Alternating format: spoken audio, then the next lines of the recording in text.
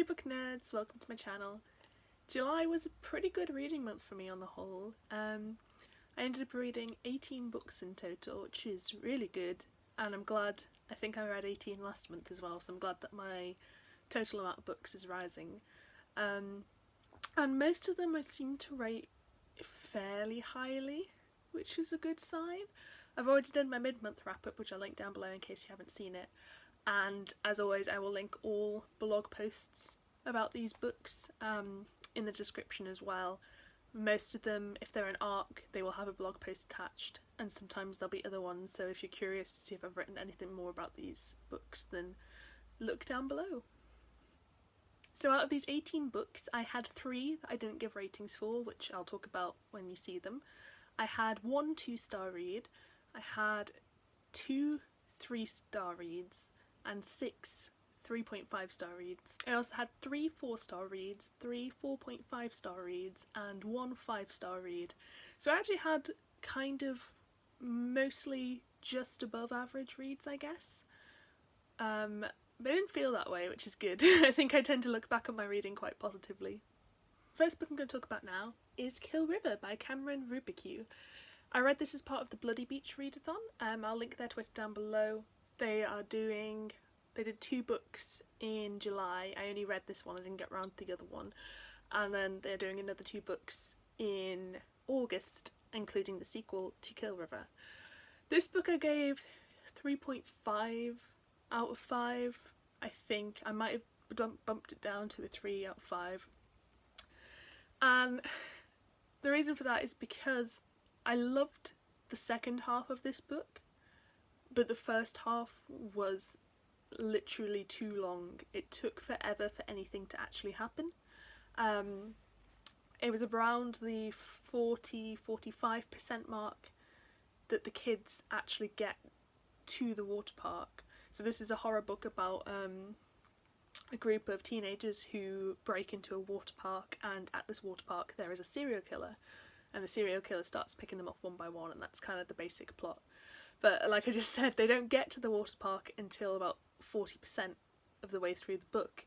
And what happens before that is that our main character Cindy goes off to a summer camp where she meets the other teenagers, but nothing happens at the summer camp, and there's just 13 chapters of not even really setup, because it's not like you learn more about the characters. It's really baffling to me because I understand that books need setup, but it was far too much setup and not even done that well. So personally for me, I would have had it so there was maybe 3-4 chapters max where you establish that she knows these other teenagers but she doesn't know them that well, she's quite new to town or something, and then they just break into a water park.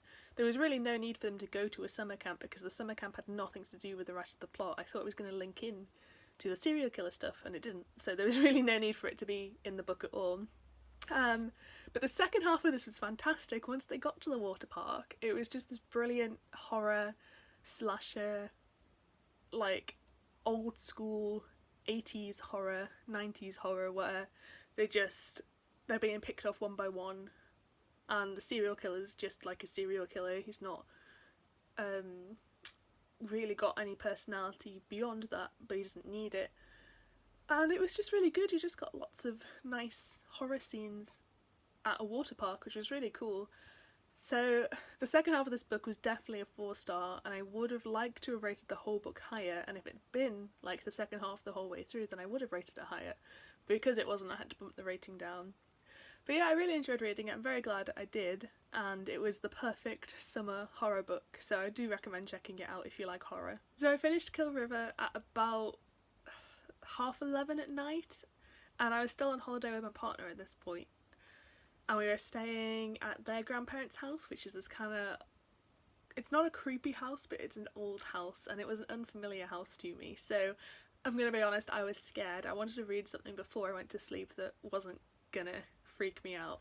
So I picked How to Train Your Dragon by Cressida Cowell. This is a reread for me. This is one of my favourite childhood books. I haven't read it since I was about maybe 12 the last time I read it, probably younger. But this is a story about a Viking called Hiccup, and he is a very useless Viking, but he's the son of the chief, And in his community, they capture dragons and train them as pets slash assistants to battle slash slave kind of thing. And this is the first book in the series, and it's basically about him capturing his dragon, and he gets this dragon, and it's this tiny, useless, angry, cat-like being called Toothless, and it's so good. This book's only like 180 pages. This is the one that I'm not rating because it's a childhood favourite, so I can't really give it a rating. It's a kid's book. But I loved rereading it so much. I think I'm going to reread. I didn't get very far in the series, actually. I lost interest once the focus went off the dragons. But I think I'm going to continue reading the series at some point because I enjoyed this so much. It's just such a lovely book, and it's very, very different from the film. So if you've seen the film, I recommend giving this book a try because it's super short, it's really enjoyable, and it's got a very different tone from the film. It's got this great sense of humour, and it's just got this really strong narrative style because it's being told as if like from the future. So occasionally the narrator will just make statements about what happened to these characters, but in a way that makes you interested to read on to find out when they happened to them and stuff. And it's just a really good book. It's also got really great illustrations, and yeah, I love it. And Cressida Cowell's now children's laureate, so that's fantastic. I'm really happy about that. So yeah, if there's ever a good time to check it out, it's now. The next book I read was a thriller, and it's one of my Snakes and Ladders TBR books, and that is When She Was Bad by Tammy Cohen. This I gave 3 out of 5 stars to. This is a thriller about a group of people who work in an office, and the book starts with their manager of their office getting fired, and a new manager has been hired, and she's kind of playing everyone off against each other. So she's sort of bullying some people, and she's playing psychological mind games with the other ones, and I found this really interesting. It was actually refreshing to read this kind of book because I haven't read any thrillers set in an office. I've got, I think, one more on my TBR which I'm really excited to get to, but it was just kind of, it was too long was the problem, because it was around 450 pages I think, which I think is too long for a thriller anyway. I don't particularly enjoy long thrillers because I find it hard for the author to keep the momentum going through that length of book. But it led to a conclusion that was a pretty good conclusion, but it was very straightforward, and combined with the length of the book, it meant that I feel like you could have cut out about 100 pages and you would have had the same result. So it wasn't a bad thriller. I enjoyed it. I enjoyed it a lot more than Tammy Cohen's other work that I read, which I think was called Dying for Christmas, because this was the prompt for Snakes and Ladders that was an author I hate, and Dying for Christmas was terrible. It was such a bad thriller. This one was actually really well written, and it's made me intrigued to check out other stuff by this author. But yeah, there just wasn't enough going on to justify its length, and it was good but not great. So it's an okay thriller, and I think if the premise sounds interesting to you, I would check it out. I did not see the ending coming, and it builds quite a lot of good tension at the end, but by that point, again, it was just too long really. That's my main criticism of it. The next book I read was The Girl in Red by Christina Henry. Yes, I did indeed buy it. If you watched my Snakes and Ladders TBR, I thought I would. I read it. This I think I'm giving it 4.5 out of 5, but I go back and forth between 4 and 4.5. I'm not sure yet. I love Christina Henry's work. She's one of my favourite authors. It's not even really a retelling of Little Red Riding Hood. It's more the story of a girl after an apocalypse has kind of happened, and essentially the population has caught this disease and a bunch of people have died, and it's this girl travelling, trying to reach her grandmother's house, whilst trying not to die along the way. And it's got strong feminist themes, as all of Christina Henry's work pretty much has. And yeah, I did really enjoy this book, don't get me wrong. I loved reading it. I feel it didn't have enough going on in the plot, and I kind of wanted more meat to it. It's kind of tame compared to her other books, and that's not necessarily a criticism, but it just lacked something that I can't put my finger on. But I still really loved it, and obviously it's a Christina Henry book. It's far better than most books anyway. But yeah, I did love it. I just don't know.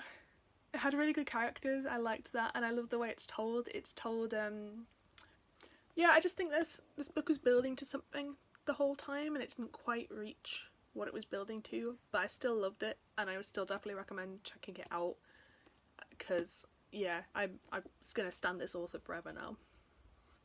The next book I listened to an audiobook, and that is 6 Stories by Matt Wesolowski. This, I think I'm giving 4 stars. But again, I really struggled to rate books this month. I don't know what was wrong with me. This is fantastic as an audiobook. I strongly recommend getting the audiobook. It's essentially this man called Scott King runs this podcast where he interviews people from either unsolved crimes or kind of debatably unsolved crimes, and in this current one he is interviewing 6 people about this disappearance of a teenager that happened, I can't remember how many years ago it is now, but it happened a few years ago. So it basically is him interviewing them one by one and them telling him what happened at the time. I love books with this structure. It's such a good structure for me. I don't think I'll ever get tired of it. I really love stories where, it's particularly thrillers or mysteries, where you hear a bunch of different people's views of what happened and you have to try and piece together the truth from their stories. It's very much 5 Little Pigs by Agatha Christie, which is one of my favourites of her books. So yeah, 6 stories of that going on. A lot of the story, I kind of wasn't that invested. That's partially due to me listening to it as an audiobook, I think, because with audiobooks I do switch off more.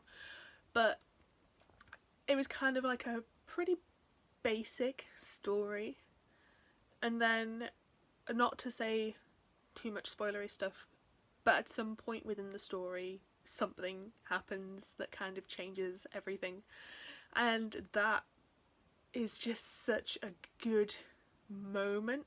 I can't talk about it too much because I really don't want to spoil it for anyone, but just, I don't think I've been surprised more by a mystery, and maybe that's because I was switched off, but that's kind of a good thing, because I think if you try too hard to solve thrillers, sometimes you can solve them quite easily, which, you know, you can argue is a bad thriller.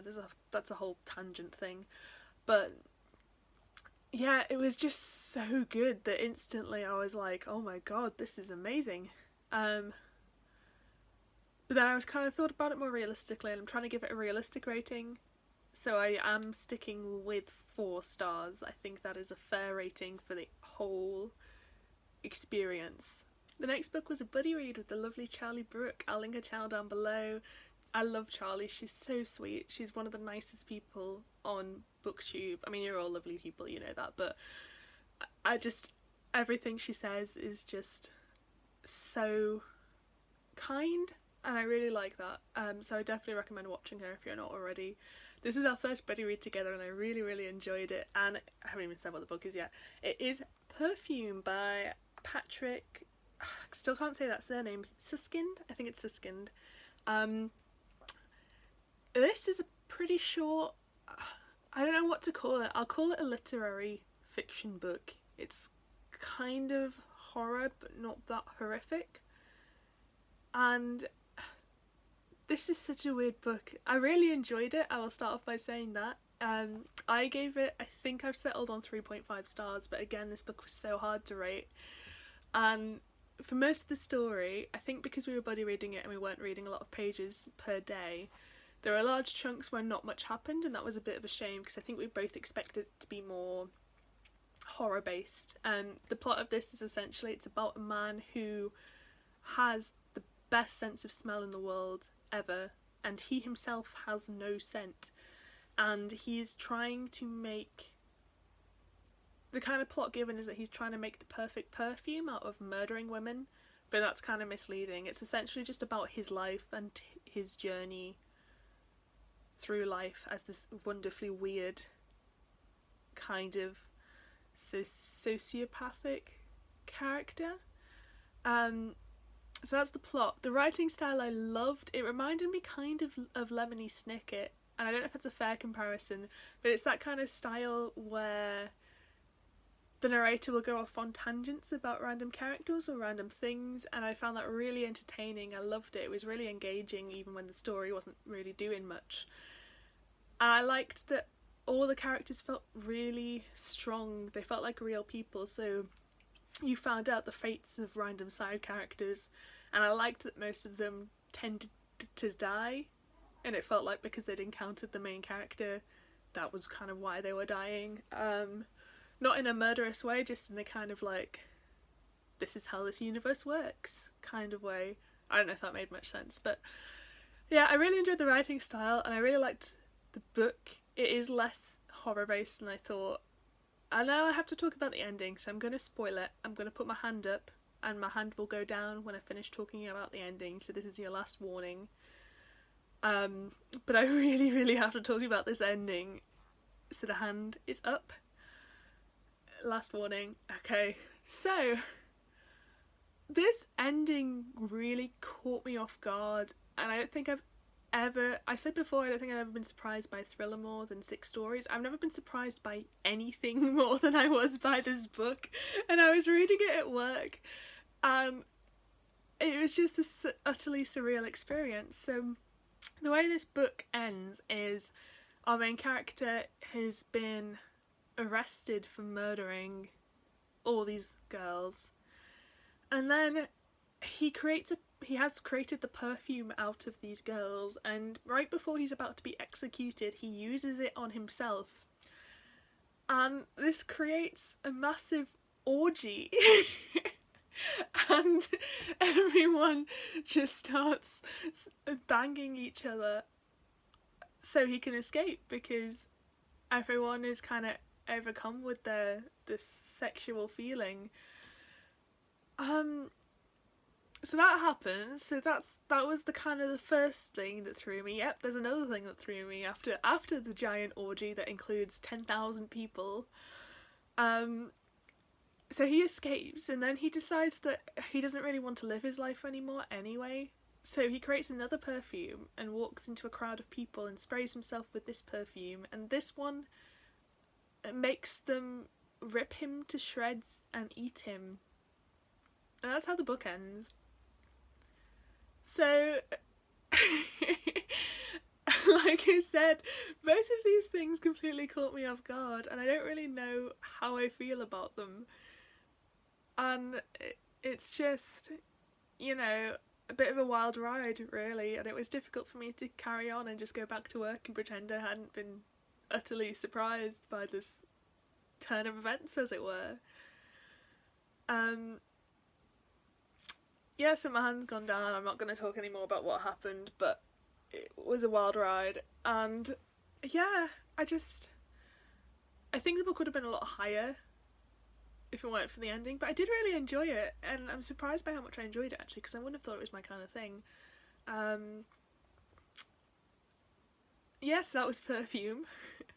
Oh, the other thing I wanted to say as well, because I didn't know it going in, he's not actually murdering women, he's specifically murdering, 12 to 13-year-old girls, and it's not really sexual, because he's a very asexual character, but there is some kind of disturbing implications around that, so just be aware of that going in.